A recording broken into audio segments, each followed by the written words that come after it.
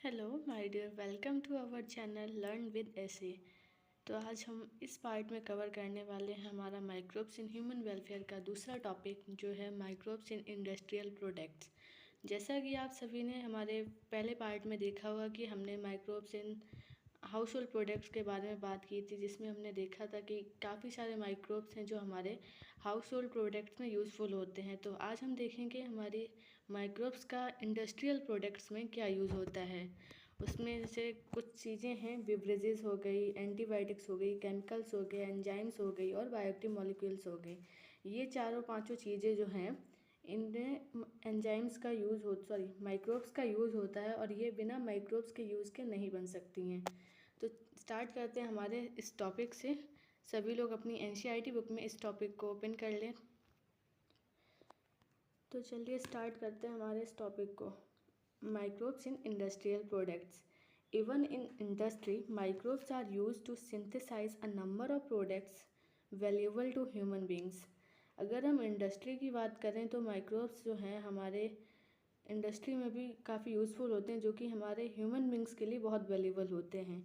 विब्रेजेस and antibiotics are some example. इसमें कि beverages और एंटीबायोटिक इसके कुछ एग्जाम्पल हैं।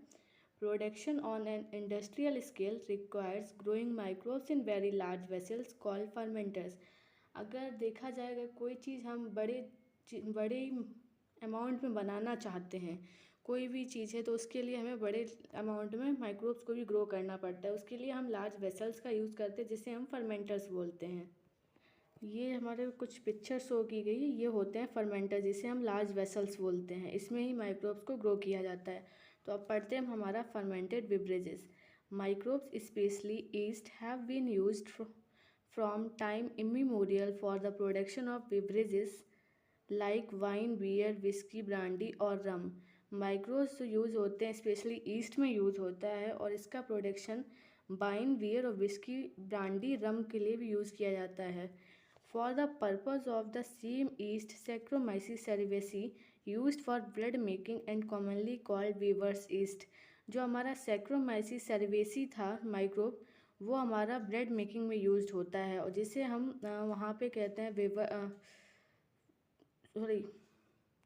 जिसे हम वहाँ पे बेकर्स ईस्ट कहते हैं, जो हाउस होल्ड प्रोडक्ट्स में यूज़ होता है ब्रेड मेकिंग में। और यहाँ पे हम इसे वीवर्स ईस्ट बोलते हैं, जो कि हमारी बिस्की, ब्रांडी, रम में यूज़ होता है।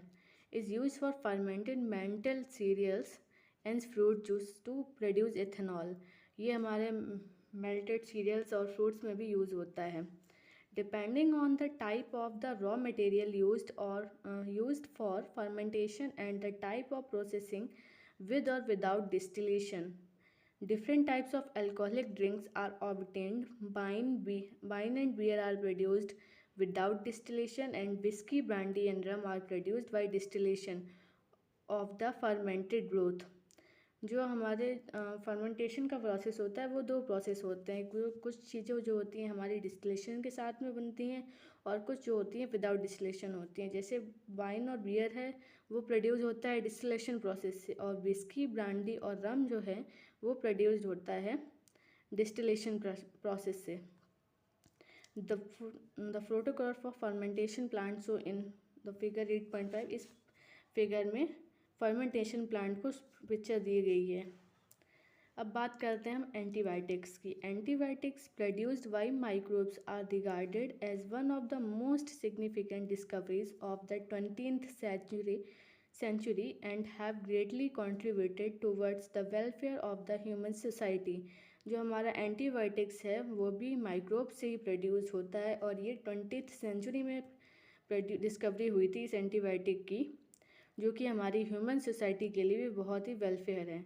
Anti is a Greek word that means against and bio means life, together they means against life. Anti का मतलब होता है अगेंस्ट, और बायो मीन्स लाइफ होता है, जिसका पूरा मतलब होता है against life. In context of disease causing organism, जैसे कि जो हमारी एंटीबायोटिक्स होती हैं वो जो डिजीज़ कॉजिंग ऑर्गेनिज्म होते हैं उनसे हमें सेव करती है, वो हम किल कर देती है उन्हें।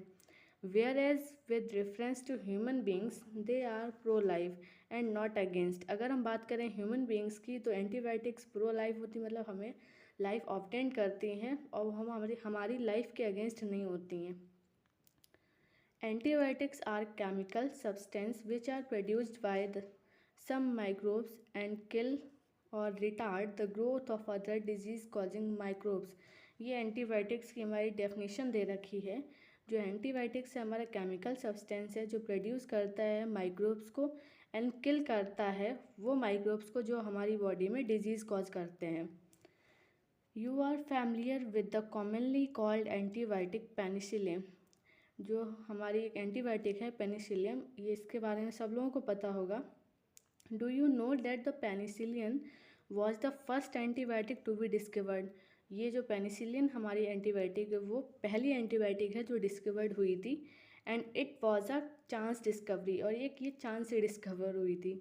अलेक्जेंडर फ्लेमिंग जो हमारे साइंटिस्ट हैं वो वर्क कर रहे थे स्ट्रेप्टोकोकी बैक्टीरिया पे and he observed a mould growing in one of his unwashed culture plates around the स्टेपोकोकली could not grow।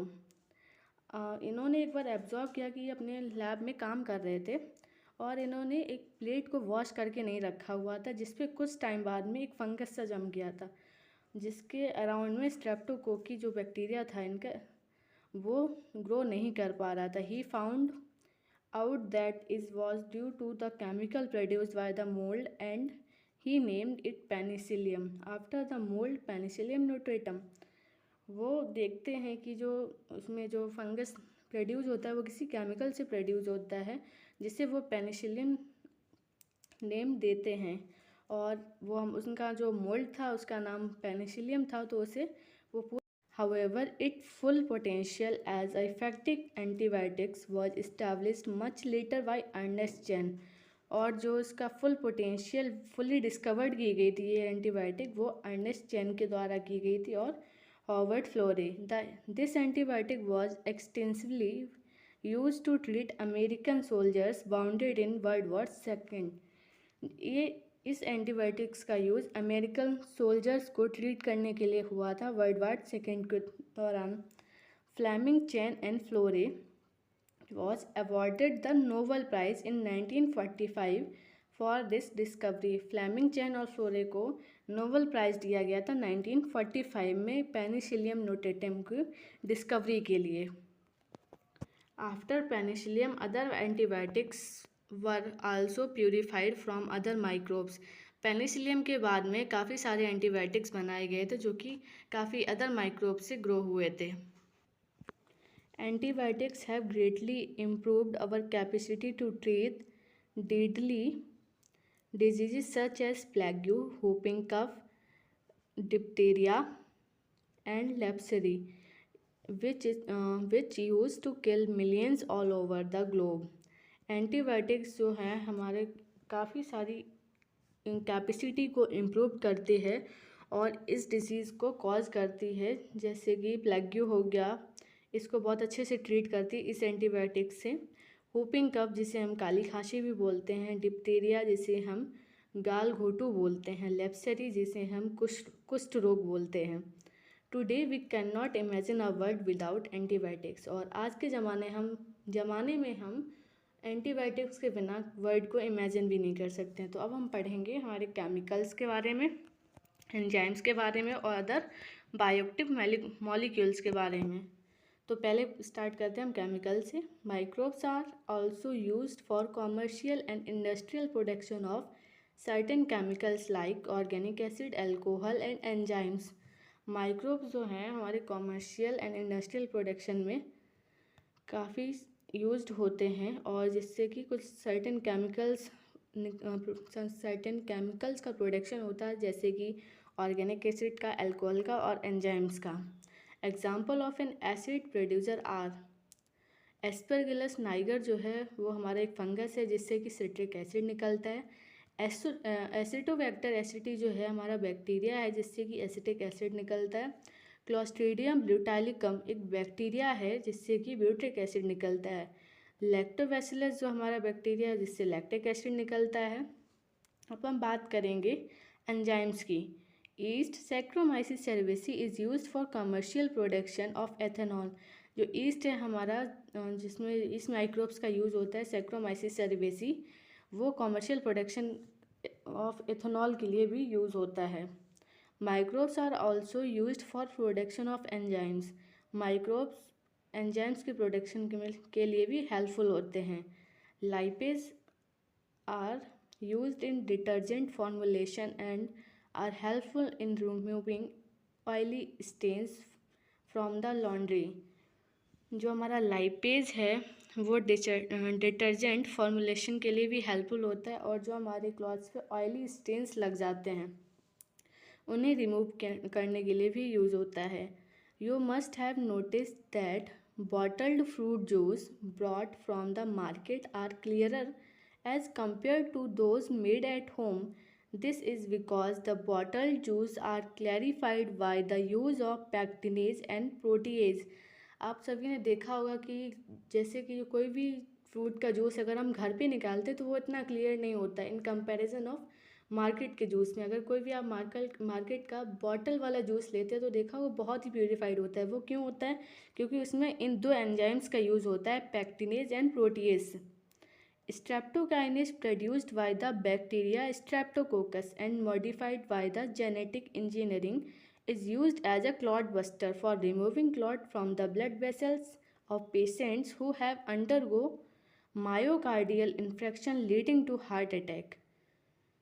जो स्ट्रेप्टोकाइनेस बैक्टीरिया है वो हमारे स्ट्रेप्टोकोकस से प्रोड्यूस्ड होता है और जो जैसे हमारे ब्लड में क्लॉट्स बन जाते हैं वो हमारे ब्लड से क्लॉट्स को रिमूव करने के लिए भी काफ़ी हेल्पफुल होता है।